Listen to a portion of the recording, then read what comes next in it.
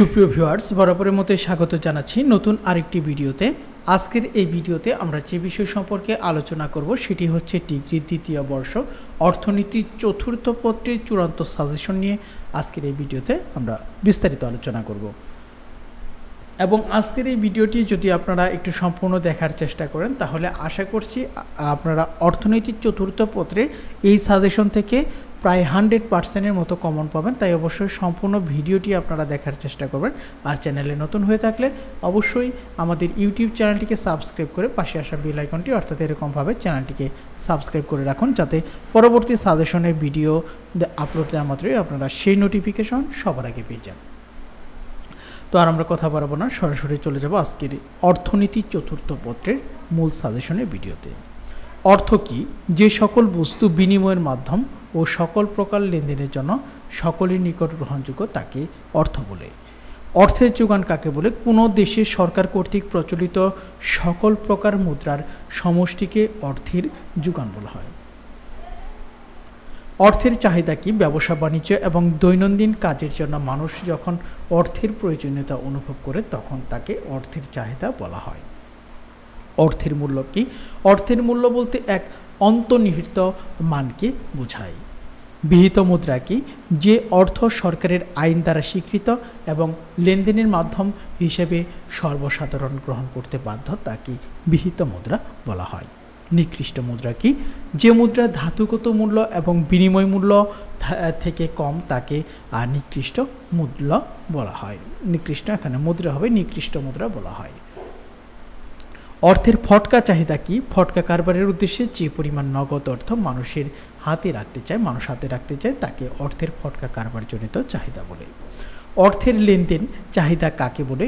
মানুষ দৈনন্দিন জীবনে যে অর্থের প্রয়োজন অনুভব করে তাকে অর্থের লেনদেন চাহিদা বলে। তারল্য ফাঁদের সংজ্ঞা দাও। সুদের হারের যে স্তরে অর্থের ফটকা চাহিদা অসীম হয় সুদের সেই স্তরকে বলা হয় তারল্য ফাঁদ। চাহিদা বৃদ্ধিজনিত মুদ্রাস্ফীতি কি? সামগ্রিক চাহিদা বৃদ্ধির কারণে যদি দাম স্তর বৃদ্ধি পায় তবে তাকে চাহিদা বৃদ্ধিজনিত মুদ্রাস্ফীতি বলা হয়। ব্যাংক কাকে বলে? যে প্রতিষ্ঠান সাধারণ জনগণের নিকট থেকে অর্থ সংগ্রহ করে এবং গচ্ছিত অর্থ গ্রহণ করে এবং এই গচ্ছিত অর্থ ঋণ হিসেবে প্রদান করে তাকে ব্যাংক বলে। কেন্দ্রীয় ব্যাংক কি? যে আর্থিক প্রতিষ্ঠান কোনো দেশের সমস্ত ব্যাংক ব্যবসা বাণিজ্য ও মুদ্রা ব্যবস্থার নিয়ন্ত্রণ করে সেই প্রতিষ্ঠানকেই কেন্দ্রীয় ব্যাংক বলা হয়। কোন ব্যাংকে সরকারের ব্যাংক বলা হয়? কেন্দ্রীয় ব্যাংকে সরকারের ব্যাংক বলা হয়। কোন ব্যাংক এখানে নিকাশ হবে, নিকাশ ঘর হিসেবে কাজ করে? বাংলাদেশ ব্যাংক নিকাশ ঘর হিসেবে কাজ করে। তো আমি আবার বলছি, এখানে নিকাশ ঘর হবে। একক ব্যাংকিং কাকে বলে? যে ব্যাংক শুধু একটি অফিসের মাধ্যমে কোনো নির্দিষ্ট এলাকা বা জনগোষ্ঠীর মধ্যে ব্যাংকিং কার্যক্রম পরিচালনা করে তাকে একক ব্যাংকিং বলা হয়। শাখা ব্যাংকিং কি? একটি প্রিন্সিপাল বা প্রধান শাখার অধীনে বিভিন্ন শাখার মাধ্যমে যে ব্যাংকিং কার্যক্রম পরিচালিত হয় তাকে শাখা ব্যাংকিং বলা হয়। বিশেষায়িত ব্যাংক কাকে বলে? যেসব আর্থিক প্রতিষ্ঠান অর্থনীতির বিশেষ খাতে কোনো খাতে ঋণদানের উদ্দেশ্যে প্রতিষ্ঠিত হয় তাদেরকে বিশেষায়িত ব্যাংক বলা হয়। কেন্দ্রীয় ব্যাংকের ঋণের শেষ আশ্রয়স্থল বলা হয় কেন? বাণিজ্যিক ব্যাংকে অর্থ সংকটে পড়লে কেন্দ্রীয় ব্যাংক থেকে ঋণ চাহিদা করে যার ফলে কেন্দ্রীয় ব্যাংকে ঋণদানের শেষ আশ্রয়স্থল বলা হয়। চাহিদা আমানত কি? যে আমানত থেকে আমানতকারী ইচ্ছামতো যে কোনো সময় আমানত উঠাতে পারে তাকে চাহিদা আমানত বলা হয়। ব্যাংক হার কি? যে হারে কেন্দ্রীয় ব্যাংক বাণিজ্যিক ব্যাংকে ঋণ প্রদান করে তাকে ব্যাংক হার বলে। ইসলামী ব্যাংক ব্যবস্থা কি? যে ব্যাংক ব্যবস্থা ইসলামী শরিয়া মোতাবেক এবং সুদমুক্ত থেকে লাভ লোকসান ভাগাভাগির মাধ্যমে পরিচালিত হয় তাকে ইসলামী ব্যাংক বা ইসলামী ব্যাংকিং বলা হয়। মুশারাকা কি? দুই বা ততোধিক পক্ষের মধ্যে অংশীদারি মালিকানার ভিত্তিতে বিনিয়োগ পদ্ধতিকে মুশারাকা বলা হয়। বাণিজ্য কাকে বলে? উৎপাদিত পণ্য ও সেবাদি ক্রেতা এবং ভোক্তার নিকট পৌঁছানোর নিমিত্তে পণ্য বণ্টন পথের প্রতিবন্ধকতা বা বাধাসমূহ দূরীকরণ সংক্রান্ত যাবতীয় সহায়ক কার্যাবলীকে বাণিজ্য বলা হয়। বাণিজ্য শর্ত কি? যে নীতিমালা দ্বারা বাণিজ্যের পরিমাণ নির্ধারিত হয় তাকে বাণিজ্য শর্ত বলা হয়। বাণিজ্য চক্র কি? অর্থনীতির কর্মকাণ্ড বা বাণিজ্যের উত্থান পতনকে বাণিজ্য চক্র বলা হয়। আন্তর্জাতিক বাণিজ্য কাকে বলে? একাধিক দেশের মধ্যে যে বাণিজ্য সংগঠিত হয় সেই বাণিজ্যকেই আন্তর্জাতিক বাণিজ্য বলা হয়। তো সুপ্রিয় ভিউয়ার্স, ভিডিওটি যারা দেখছেন অথচ আমাদের চ্যানেলটিকে সাবস্ক্রাইব করেননি, তারা অবশ্যই চ্যানেলটিকে সাবস্ক্রাইব করে পাশে আসা বেল আইকনটি বাজিয়ে রাখুন।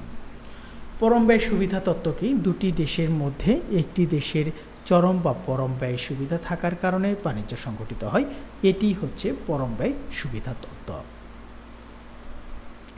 তুলনামূলক ব্যয় তত্ত্বের প্রবক্তাকে? David Ricardo. শুল্ক কাকে বলে? রপ্তানি দ্রব্যের উপর আরোপিত করকে বলা হয় শুল্ক। করঘাত কি? কর আরোপের পর প্রাথমিকভাবে করের বোঝা কোনো ব্যক্তি বা প্রতিষ্ঠানকে বহন করতে হয়, তাকে করের আপাত ভার বা করঘাত বলা হয়। লেনদেনের ভারসাম্য কি? কোনো দেশের আমদানি ও রপ্তানির প্রত্যক্ষ ও পরোক্ষ লেনদেনজনিত মোট দেনা পাওনার হিসাবকে সে দেশের লেনদেনের ভারসাম্য বলা হয়। কোটা কি? একটি নির্দিষ্ট সময়ে আমদানি ও রপ্তানি পণ্য দেশের মধ্যে কি পরিমাণ ঢুকবে তার সীমারেখা টেনে দেওয়াকেই বলা হয় কোটা। ডাম্পিং বলতে কি বুঝো? কোনো পণ্য বা কোনো দ্রব্য বা পণ্য দেশীয় বাজারে বেশি দামে ও আন্তর্জাতিক বাজারে কম দামে বিক্রি করাকে বলা হয় ডাম্পিং। সাপটা কি? দক্ষিণ এশিয়ার দেশসমূহের মধ্যে অগ্রাধিকার বাণিজ্য সংক্রান্ত চুক্তি। গ্যাট এর পূর্ণরূপ হচ্ছে general agreement on tariff and trade. সরকারি অর্থ ব্যবস্থার সংজ্ঞা দাও। অর্থনীতির যে শাখায় সরকারের আয় ব্যয় ও ঋণ সম্পর্কে বিশদভাবে আলোচনা করা হয় তাকে সরকারি অর্থ ব্যবস্থা বলে। প্রত্যক্ষ কর কাকে বলে? যে করের আপাত ভার এবং চূড়ান্ত ভার একই ব্যক্তির উপর পড়ে তাকে প্রত্যক্ষ কর বলা হয়।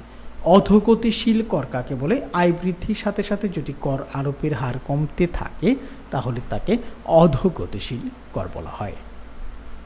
ফি বলতে কি বুঝো? সরকার কোনো ব্যক্তিকে বিশেষ সুবিধা প্রদানের মাধ্যমে তার নিকট যে অর্থ নিয়ে থাকে তাকে বলা হয় ফি। কর সঞ্চালন কি?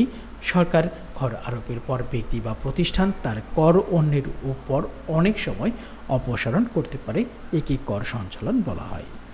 সরকারি ব্যয় কাকে বলে? দেশের সার্বিক কল্যাণার্থে সরকার রাজকোষ থেকে যে অর্থ ব্যয় করে তাকে সরকারি ব্যয় বলা হয়। ভ্যাটের পূর্ণরূপ হচ্ছে ভ্যালু অ্যাডেড ট্যাক্স।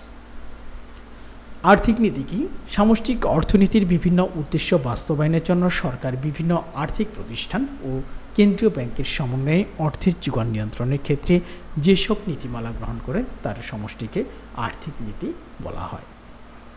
বাজেট কি? এক অর্থ বছরে সরকারি আয় ও ব্যয়ের সম্ভাব্য হিসাবকে বাজেট বলা হয়। রাজস্ব বাজেট কি? সরকারের রাজস্ব আয় ও ব্যয়ের ভিত্তিতে যে বাজেট তৈরি করা হয় তাকে বলা হয় রাজস্ব বাজেট। সুষম বাজেট কাকে বলে?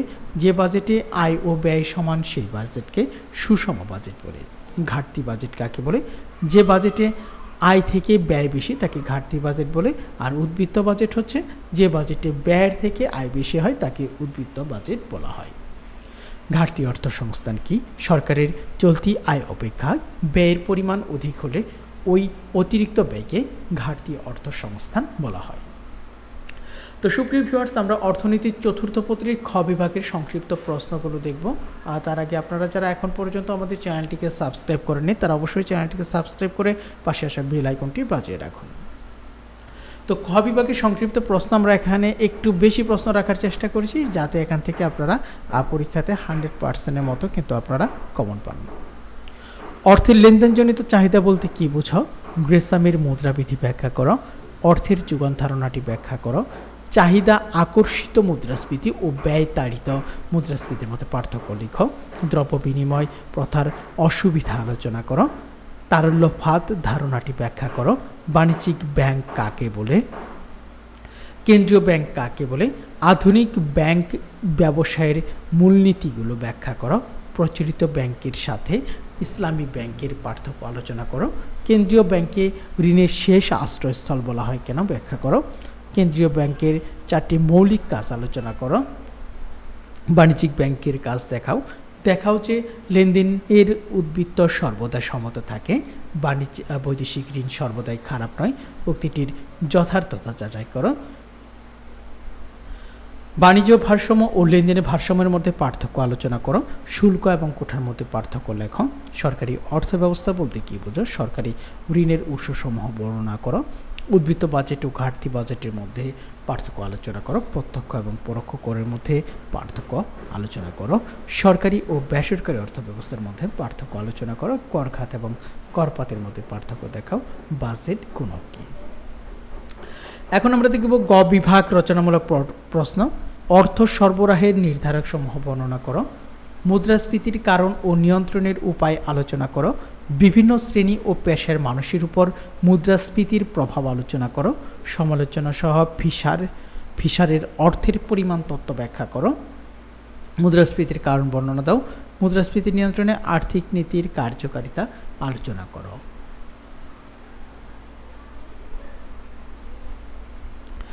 বাণিজ্যিক ব্যাংকের ঋণ সৃষ্টির প্রক্রিয়ার সীমাবদ্ধতা বা বাণিজ্যিক ব্যাংকের অসুবিধা আলোচনা। একটি দেশের অর্থনৈতিক উন্নয়নে কেন্দ্রীয় ব্যাংকের ভূমিকা আলোচনা করো। বাণিজ্য হার কি? বাংলাদেশের বাণিজ্য হারের প্রতিকূলতার কারণগুলো আলোচনা করো। অবাধ বাণিজ্যের পক্ষে যুক্তিগুলো উল্লেখ করো। অ্যাডাম স্মিথের চরম ব্যয় সুবিধা তত্ত্ব সমালোচনা সহ ব্যাখ্যা করো। আন্তর্জাতিক বাণিজ্যের সুবিধা ও অসুবিধাসমূহ ব্যাখ্যা করো। দ্রব্যের অবমূল্যায়ন বলতে কী বোঝায়? মুদ্রার অবমূল্যায়ন বলতে কী বোঝায়? মুদ্রার অবমূল্যায়নের কারণগুলো আলোচনা করো। বিনিময় হার বলতে কী বুঝো? অবাধ বাণিজ্য ও সংরক্ষণ বাণিজ্যের মধ্যে পার্থক্য আলোচনা করো। কর প্রদানের সামর্থ্য নীতি ব্যাখ্যা করো। উৎপাদন বন্টন ও কর্মসংস্থানের উপর সরকারি ব্যয়ের প্রভাব ব্যাখ্যা করো। সরকারি ব্যয়ের খাতসমূহ আলোচনা করো। ঘাটতি অর্থসংস্থান কি?